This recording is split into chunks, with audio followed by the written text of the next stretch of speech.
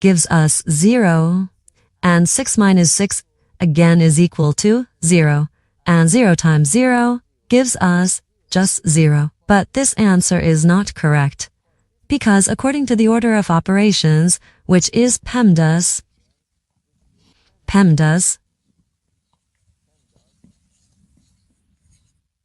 P stands for parentheses, E stands for exponents, M and D stands for multiplication and division, and S stands for addition and subtraction.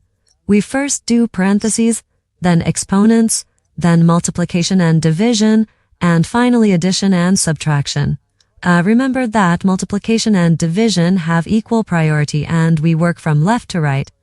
And the same applies to addition and subtraction. So here we first do a multiplication, then subtraction. 6 times 6 gives us 36. Let's recopy. 6 minus 36 and again minus 6.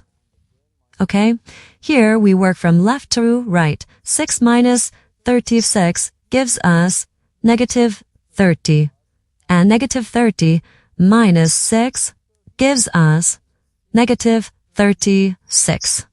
So this is our final answer to this problem.